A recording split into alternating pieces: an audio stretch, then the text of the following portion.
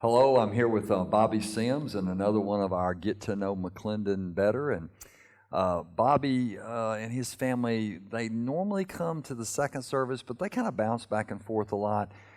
They're always up in the balcony. That's one thing you can count on. Now, Bobby and I are working hard on trying to get Kathy to come down on the front row of the bottom floor, but usually they're up in the balcony. So, Bobby, how long you been coming to McClendon Baptist? We've been coming for about 14 years now. Oh, wow. That's a long time. I didn't realize that. So what got you started coming? Actually, me and Kathy were looking for a church. I had an aunt and uncle that went here, Mary and Alex Keithley. Came here about 2 times and just kind of felt like home, so I didn't look any further. The Keithleys were your aunt and uncle. Yeah. I've already learned something already. So let me get to my questions here so I don't mess it up. What's one of your favorite things like growing up? Where did you grow up? What's something you really like doing? I grew up in West Monroe. Probably one of the biggest things that I enjoyed doing was when I was a teenager was going to the camp with my grandfather. He passed away in '07, I believe, and I find myself just kind of going back and reminiscing on the times that I was able to spend with him. Is that like a deer camp?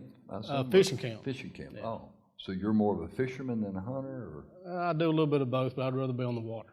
What do you like to fish for? Bass. Oh, so you like to do a lot of work. That's right. All that casting, a lot of work. So, what's one of the hardest things you've been through?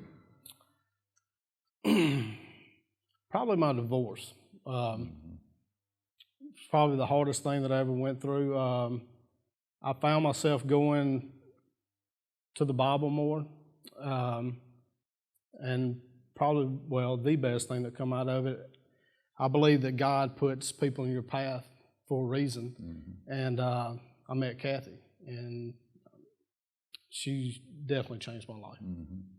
How long have you guys been married? Pushing 10? No, right at 14. Oh, okay. We're 14 this year. Okay.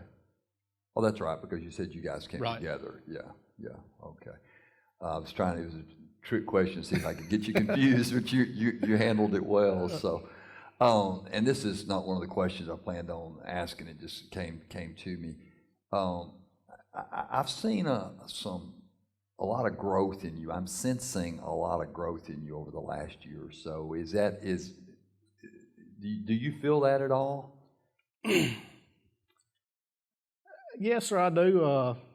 I just feel that there's more of a need that I'm trying to find in some things that I come across, and I can say that's God working. You know, I know, like with the church, we do the clear the pew stuff, and I actually look forward to those things. I like not necessarily getting out and talking to people because that is something I struggle with, but I like to be able to do for people.